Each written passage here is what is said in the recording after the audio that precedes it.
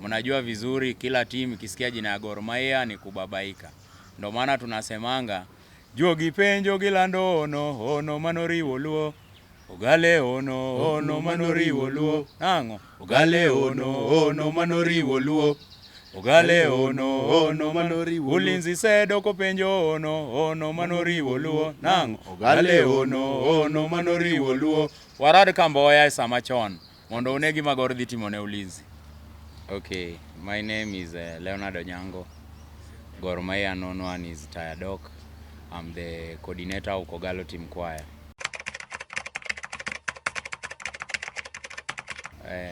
Team Kwaya is an independent body. It is just an entity within the Gor Mahia fraternity. So we are neither a branch nor we are in any group among the Gor Mahia groups. So we are just an independent body that is supporting the club.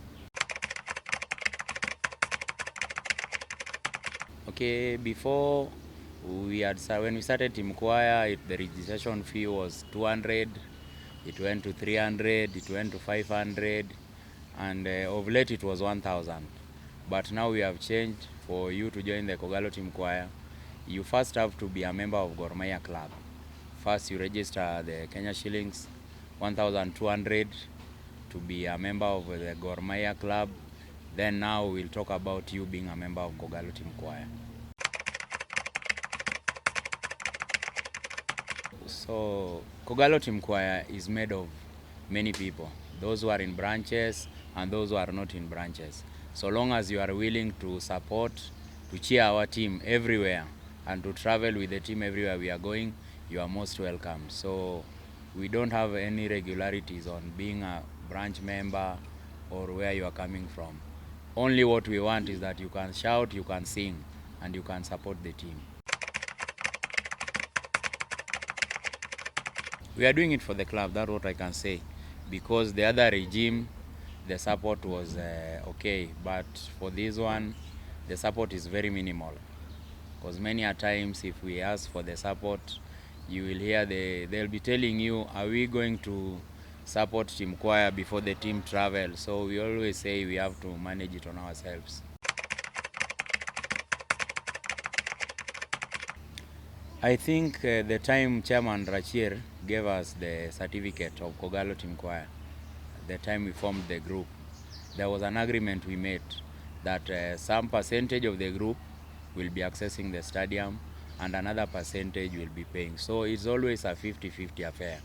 You always see if we are 50 Kwaya members on a match day, we buy 30 tickets. Or sometimes like last game, we had 60 tickets, so no Kwaya member made a free entry. But we agreed with the office the time we were being awarded the certificate that it will always be 60 to 40%. If we buy 60, they give us free entry of 40%. Or sometimes we can get 100% entry with payment. Now we have 100 registered Kwaya members as we speak. But our target was a 500 man standing. So that's where we are heading. It's along Jogo Road. If you know very well Eco Club or Mogas stage, along Jogo Road you will see Kogalo Team Kwaya office. It's just adjacent by the road.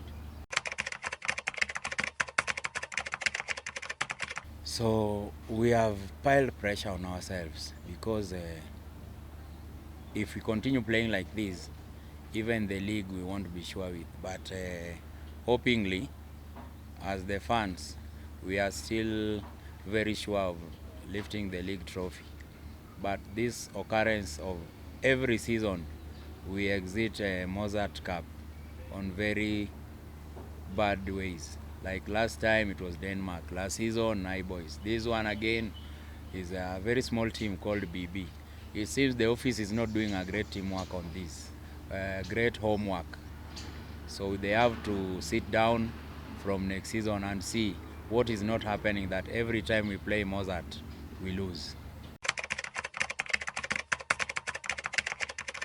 On this, I can blame both sides. I can blame the players and I can blame the coaches, because this team, it won against FC Leopards, and you see Leopards are second on the league.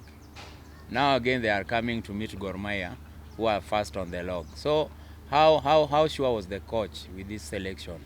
Because these are warning to you and a parting shot that we eliminated FC Leopards. Now we are coming to the Giants. He could have given us a very strong first 11, the first 45 minutes. Then now bring the other 5. A very big substitution of 5 players. But it did not work like that. I don't know what he was thinking. Then again, to our office, I think they can also have a say on this. 3 consecutive years we have poor performance on the Mozzart Cup. What do they say, or what have they done on this? I hope individual brilliance can make us win the league, because we have good players. But the tactics still not top, because I just see like we are struggling. Even when we score, you can see the rhythm of the game. Not to be biased, but FC Leopards now, they are playing some good football than Gor Mahia, tactically. So our EC, our coaches, and the full members of the club, we just need to realize that whatever we are playing this season is not the Gor Mahia we know. Me, I know one Team Kwaya. I don't know any other Team Kwaya, because I heard there is another one. Office gave them a certificate. They call themselves Kwaya Maler. So maybe the office know them well. I don't know about Kwaya Maler or any other choir. Me, the only choir I know is where I'm the coordinator, and our 100 members. That's the choir that has been moving along with the team for the past 3 years. So now all of a sudden we are seeing another Kwaya Maler. I cannot explain much about that. So it is them to decide, because when they do such things, I don't know the criteria they are using. But when our chairman, Ambrose, gave us the certificate, even him where he is, he knows very well who is the leader of Kogalo Team Kwaya. He knows who is the trustee. He knows the leaders of Kogalo Team Kwaya. So these other one, maybe they had their own reason, or they know why they gave them the certificate. Maybe one day, one time, they will explain for us, but us, we don't know. I think last season, choir, we really supported the queens.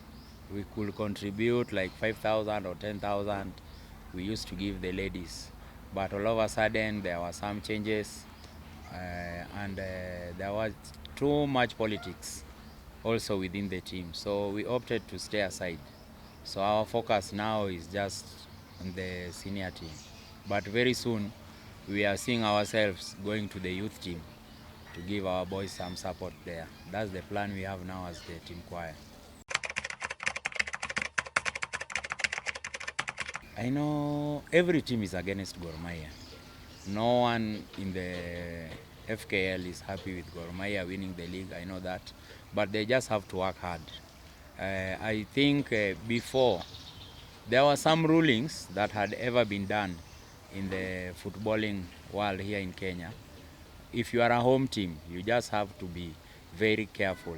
There was a time we lost to Tusker, and they docked us 3 points and 2 goals. It was in Nyayo when one fan beat a referee. Yes, Tusker won by 1 solitary goal to nil. Again, they went ahead and docked us 3 points and 2 goals. The reason was that Gor Mahia was the home team and they did not put a good security. So I think this game, Nairobi United were the home team, as we were the away team.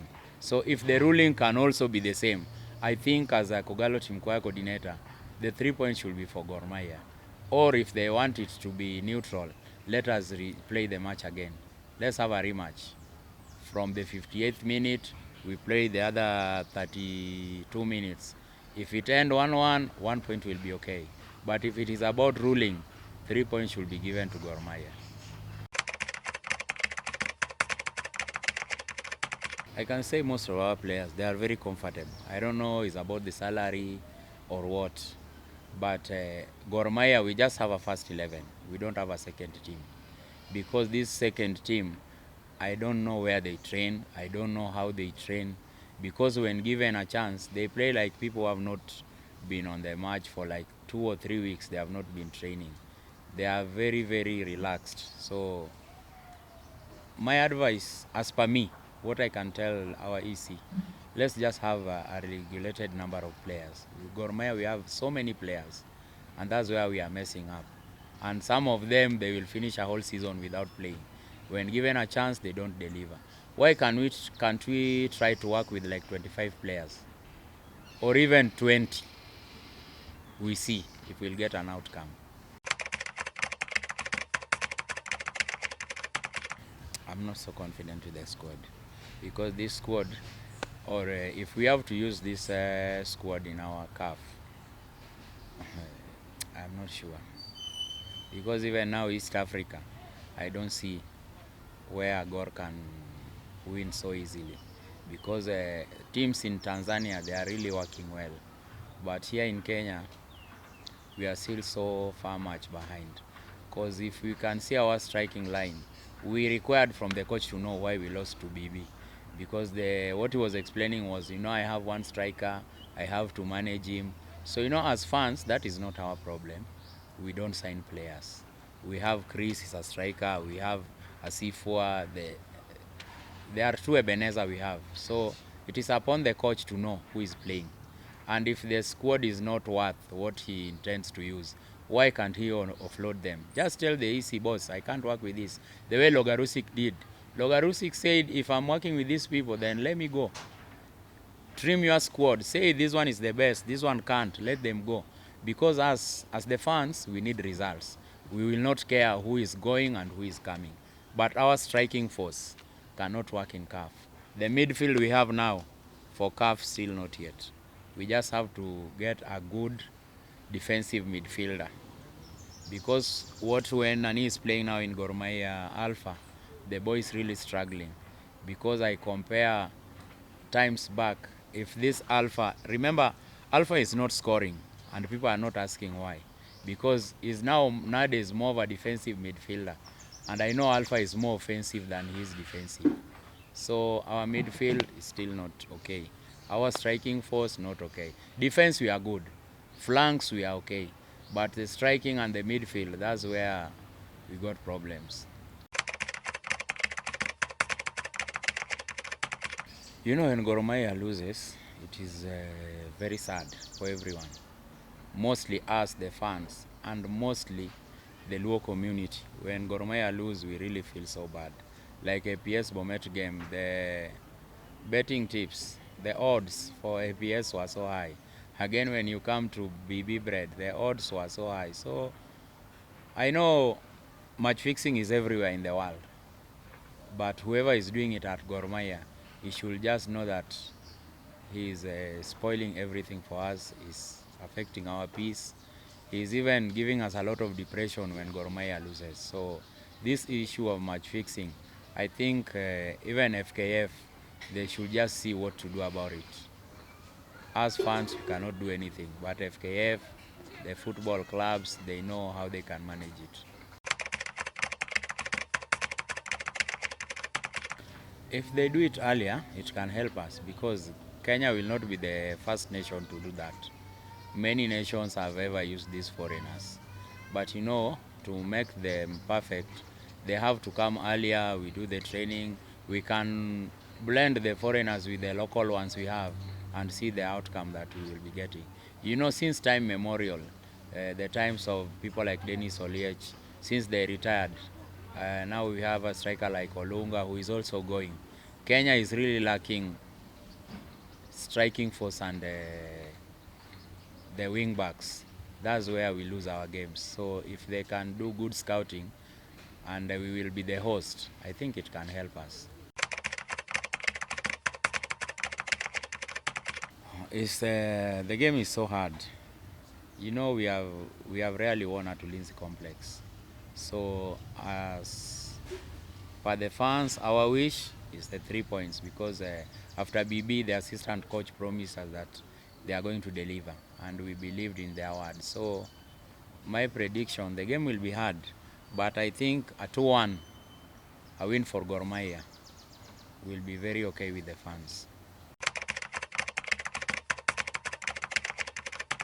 Okay, even the last time we lost to BB, I think we told our fans that at times we have to be peaceful. So even when we lose, Gor Mahia is still Gor Mahia. So the team is ours, we win. The team is ours when we lose. The team is still ours even when we draw. So let us put our energies together. Let us stay positive towards the Ulinzi game. Our aim or our work as the fans is to cheer the squad, be their morale booster. Let us stand with the boys. Let us make sure that the 3 points are earned when we are behind the team. So the divisions within the fan base or the playing unit or anywhere towards this game of Ulinzi, let us all stay united and focused so that we can get the 3 points. Yeah.